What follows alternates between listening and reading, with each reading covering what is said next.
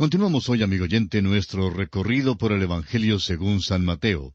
Vamos a leer una vez más los versículos 5 al 7 de este capítulo 28 de Mateo, que fueron considerados al final de nuestro programa anterior. Mas el ángel respondiendo, dijo a las mujeres, «No temáis vosotras, porque yo sé que buscáis a Jesús, el que fue crucificado. No está aquí, pues ha resucitado como dijo. Venid, ved el lugar donde fue puesto el Señor. E id pronto y decid a sus discípulos que ha resucitado de los muertos, y he aquí va delante de vosotros a Galilea. Allí le veréis, he aquí os lo he dicho». Al finalizar nuestro programa anterior dijimos de este pasaje bíblico que cuando lo sobrenatural toca lo natural, siempre es con una palabra para aliviar el temor. Por eso el ángel dijo, «No temáis». El ángel vio el divino anuncio de la resurrección. El cuerpo de Jesús, como dijimos en nuestro programa anterior, no estaba en la tumba. Había salido antes de que la piedra fuera quitada. Más tarde entró en un cuarto estando trancada la puerta. El cuerpo glorificado de Jesucristo fue radicalmente diferente al cuerpo que recibió cuando nació en Belén. El anuncio angélico cesó aquí. De aquí en adelante, los anuncios serían dados por labios humanos. Venid, ved, id pronto y decid. Este es el método del Señor. Y me seréis testigos. Debían recibirlo en Galilea. El ministerio posterior a la resurrección de Jesús en Galilea es esencial para nosotros. Antes de que podamos ser testigos, debemos tener asentado en nuestras mentes el hecho de que Jesús murió y resucitó de entre los muertos. Consideremos ahora la aparición de Jesús a las dos Marías, y para ello leamos los versículos 8 al 10 de este capítulo 28 de Mateo. Entonces ellas, saliendo del sepulcro, con temor y gran gozo, fueron corriendo a dar las nuevas a sus discípulos. Y mientras iban a dar las nuevas a los discípulos, he aquí Jesús les salió al encuentro diciendo, «Salve». Y ellas, acercándose, abrazaron sus pies y le adoraron. Entonces Jesús les dijo, «No temáis, id, dad las nuevas a mis hermanos, para que vayan a Galilea, y allí me verán».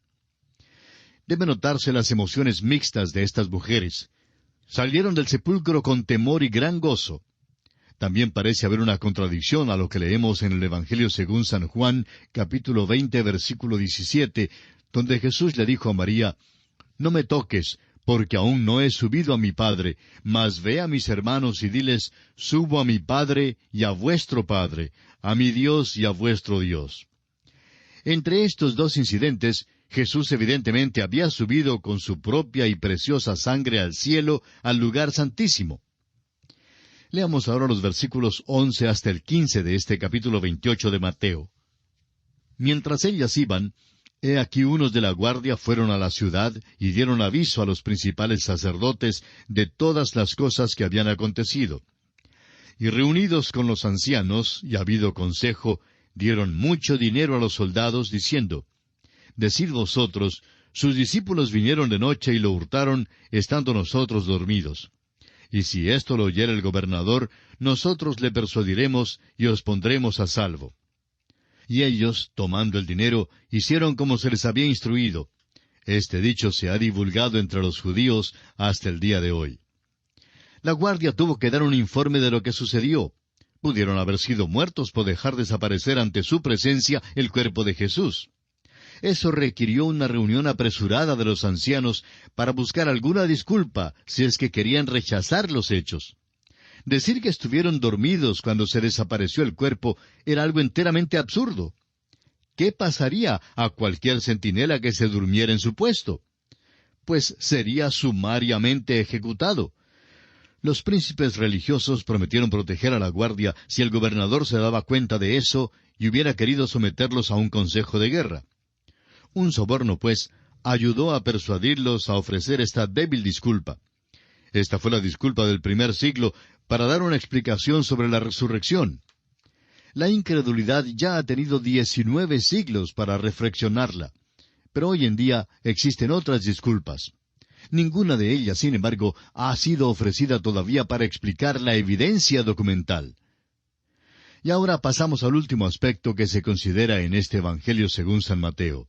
y es el aspecto de la gran comisión. Leamos los versículos 16 al 20 de este capítulo 28 del Evangelio de Mateo. Pero los 11 discípulos se fueron a Galilea, al monte donde Jesús les había ordenado. Y cuando le vieron, le adoraron, pero algunos dudaban. Y Jesús se acercó y les habló diciendo, Toda potestad me es dada en el cielo y en la tierra.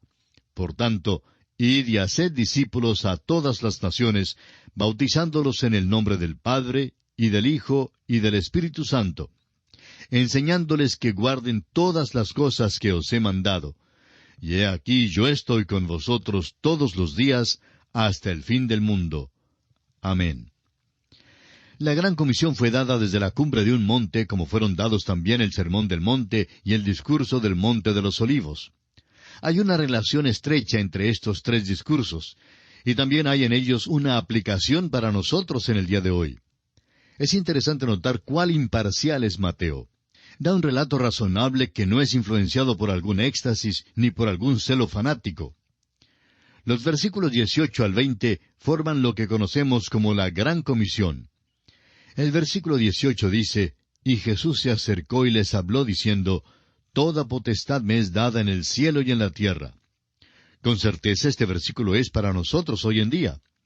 El apóstol Pablo en su carta a los Efesios, capítulo 1, versículos 19 al 22, declara, Y cuál la superiminente grandeza de su poder para con nosotros los que creemos, según la operación del poder de su fuerza, la cual operó en Cristo, resucitándole de los muertos y sentándole a su diestra en los lugares celestiales, sobre todo principado y autoridad y poder y señorío, y sobre todo nombre que se nombra, no solo en este siglo, sino también en el venidero. Y sometió todas las cosas bajo sus pies, y lo dio por cabeza sobre todas las cosas a la Iglesia. También en su carta a los Filipenses, capítulo 4, versículo 13, el mismo apóstol Pablo dice, Todo lo puedo en Cristo que me fortalece. Ahora el versículo 19 del capítulo 28 de Mateo es la parte espinosa o difícil que muchas personas no aceptan, creyendo que no tiene aplicación para el día de hoy. Una consideración cuidadosa revelará que hay un paralelo notable en Hechos, capítulo 1, versículo 8, donde dice, Pero recibiréis poder cuando haya venido sobre vosotros el Espíritu Santo, y me seréis testigos en Jerusalén, en toda Judea, en Samaria y hasta lo último de la tierra. La enseñanza es parte de la obra de la Iglesia. El bautismo de agua en el nombre de la Trinidad ha sido practicado por la Iglesia desde el principio. Aún el apóstol Pablo, quien no fue enviado para bautizar, practicó este rito de la Iglesia primitiva. En su primera carta a los Corintios, capítulo 1, versículos 14 al 16, dice el apóstol Pablo, Doy gracias a Dios de que a ninguno de vosotros he bautizado, sino a Crispo y a Gallo, para que ninguno diga que fuisteis bautizados en mi nombre. También bauticé a la familia de Estéfanas. De los demás, no sé si he bautizado a algún otro. La única razón por la cual el apóstol Pablo dio gracias de que no había bautizado a ninguno, sino a aquellos que son mencionados, fue el hecho de que algunos pudieran pensar que bautizó en su propio nombre y no en el nombre de la Trinidad. Esta práctica fue adoptada desde muy temprano. Evidentemente los primeros discípulos lo entendieron que era igual para aquel día. La enseñanza de Jesús no solo se halla en los Evangelios, sino también en las epístolas. Un ejemplo se encuentra en la primera epístola del apóstol Pablo a los Tesalonicenses, capítulo 4, versículo 2, donde leemos, Porque ya sabéis qué instrucciones os dimos por el Señor Jesús. Volviendo ahora al capítulo 28 del Evangelio según San Mateo, encontramos que el versículo 20 no habla en cuanto al fin del mundo, sino al fin de la edad. Esta comisión continuará hasta el tiempo cuando venga el Señor para establecer su reino. Estas son las órdenes finales del Rey. No las tratemos, pues, con ligereza, sin seriedad. El hecho importante es que el Rey está con nosotros hoy en día por medio de su Espíritu. Él mismo dijo por medio del apóstol Juan, en el capítulo 14, versículos 16 al 18, lo siguiente. Y yo rogaré al Padre, y os dará otro Consolador, para que esté con vosotros para siempre. El Espíritu de verdad, al cual el mundo no puede recibir porque no le ve ni le conoce.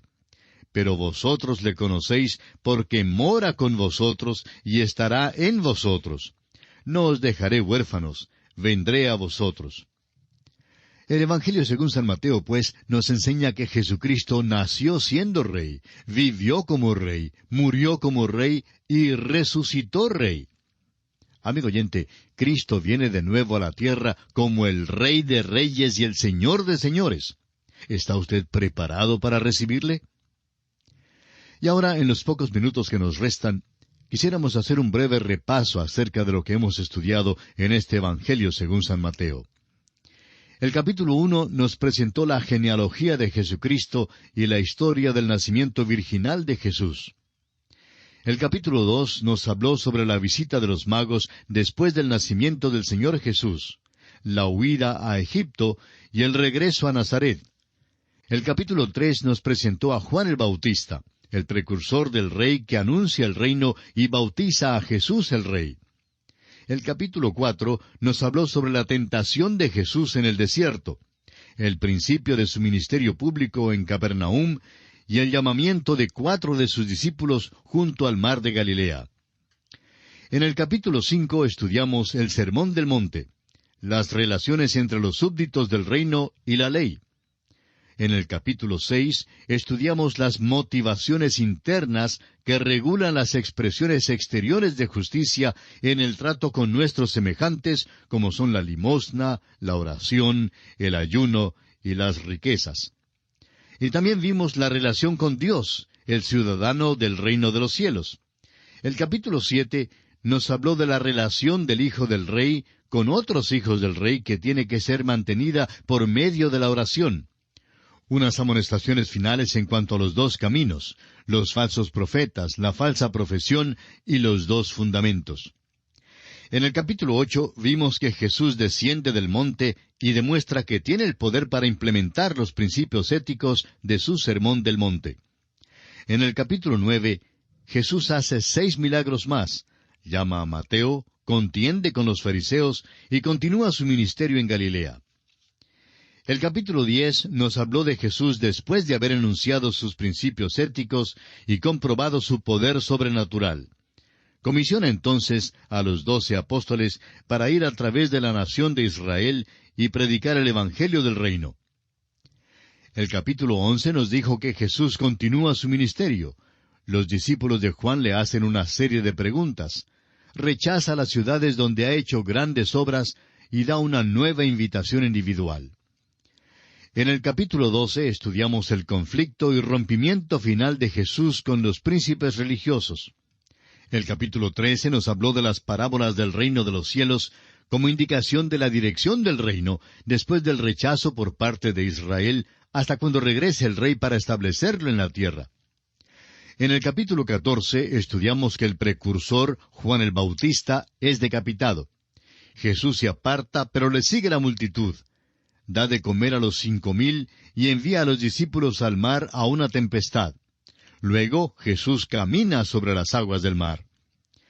En el capítulo 15 de Mateo, Jesús denuncia a los escribas y fariseos, reprocha a sus discípulos, sana a la hija de la mujer sirofenicia y alimenta a los 4,000. En el capítulo 16, Jesús continúa su controversia contra los fariseos y saduceos. Exige una confesión de sus discípulos y Pedro responde a nombre del grupo. Luego, Jesús los confronta por primera vez con la iglesia, su muerte y su resurrección. En el capítulo 17 encontramos la transfiguración de Jesús, el muchacho poseído del demonio, y los discípulos sin fe. Y también el pago de Jesús del impuesto del templo haciendo un milagro. El capítulo 18 nos presenta al niño pequeño, la oveja perdida, la conducta de la iglesia venidera y la parábola con respecto al perdón. En el capítulo 19 encontramos que Jesús entra en Judea, proclama la norma de Dios para el matrimonio, presenta el único motivo lícito para el divorcio, bendice a los niños, se encuentra con un joven rico y nombra las recompensas de sus apóstoles en el reino venidero. El capítulo 20 nos presenta la parábola de los obreros de la viña. Jesús da el cuarto y quinto anuncio de su muerte venidera, mientras la madre de Jacobo y Juan pide el puesto a la derecha y a la izquierda para sus hijos. Y finalmente Jesús da vista a 2 ciegos a orillas del camino. En el capítulo 21 vimos que Jesús entra oficialmente en Jerusalén, purifica el templo, maldice la higuera, es desafiado por los principales sacerdotes y ancianos, los condena por medio de las parábolas de los 2 hijos y de los labradores malvados. Ahora, en el capítulo 22, vimos que Jesús da la parábola del banquete de bodas para el hijo del rey. Contesta y hace callar a los herodianos, a los saduceos y a los fariseos. En el capítulo 23, Jesús advierte a la multitud en cuanto a los escribas y los fariseos, pronuncia los ayes sobre los escribas y los fariseos y llora sobre Jerusalén. En el capítulo 24, los discípulos le hacen 3 preguntas a Jesús y él contesta 2 de ellas con respecto a la señal del fin de la edad y la señal de su venida. En el capítulo 25 vimos la continuación del discurso del Monte de los Olivos, la parábola de las 10 vírgenes y de los talentos, y el juicio de las naciones gentiles. En el capítulo 26 estudiamos los últimos eventos en la vida de Jesús antes de la cruz, el complot para prenderle, la unción por parte de María de Betania, Judas Iscariote lo vende, la última Pascua y la primera cena del Señor, el anuncio de la negación de Pedro, la agonía en Getsemaní. Vemos que Judas lo entrega, los principales sacerdotes lo arrestan, lo traen ante Caifás y el Sanedrín, y finalmente la negación de Pedro. El capítulo 27 nos habla de los eventos que rodearon la crucifixión de Jesús. El Sanedrín le entrega a Pilato, el arrepentimiento de Judas, el juicio ante Pilato, la liberación de Barrabás, la crucifixión, muerte y sepultura de Jesús puesta bajo guardia. Y en el capítulo 28 vimos la resurrección de Jesús y la gran comisión. Y así, amigo oyente, concluye el Evangelio según San Mateo. Es nuestra oración que el Señor le bendiga en forma especial.